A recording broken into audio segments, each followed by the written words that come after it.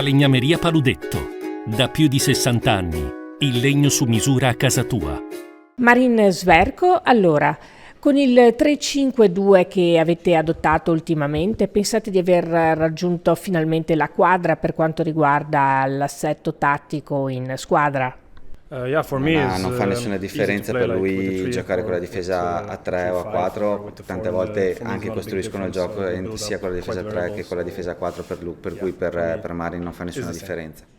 Ecco, per quanto riguarda l'ultima partita contro il Modena avete subito 2 gol e col senno di poi è facile parlare, ma secondo te si potevano evitare? Potevate essere un po' più cinici, più furbi, si intende?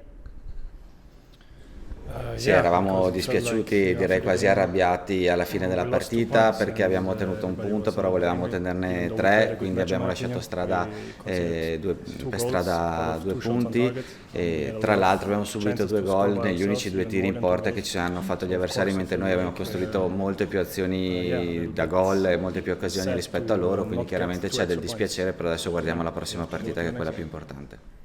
Per quanto riguarda la vetta, anche se è ben vero che i conti si fanno alla fine, si vede che è una lotta fondamentalmente a 4 squadre.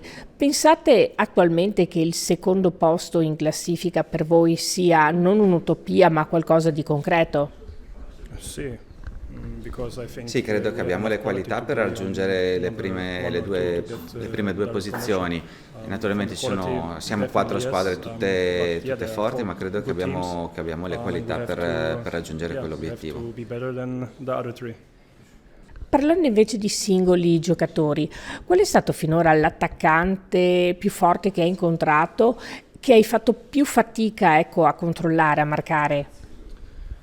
Nessuno mi ha messo in particolare difficoltà, però se devo citare un giocatore probabilmente quello che mi viene in mente è Dennis Mann del Parma, perché attraverso la sua qualità, la sua velocità e i suoi dribbling sicuramente è un ottimo giocatore. Invece per quanto riguarda il tuo ruolo, hai un giocatore preferito, non necessariamente un idolo, ma qualcuno a cui, non lo so, ti ispiri, senti di avere delle qualità in comune, a cui ti piacerebbe comunque assomigliare? A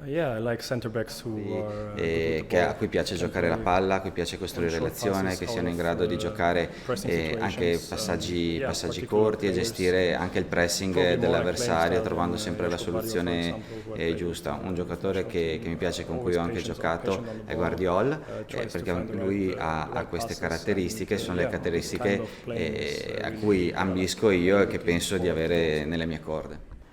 A proposito di ambizioni, ultima domanda, per quanto riguarda la tua nazionale, pensi ci siano ancora delle porte aperte? È ancora un tuo obiettivo, anche se tu mi risponderai sicuramente che adesso pensi al bene del Venezia Football Club?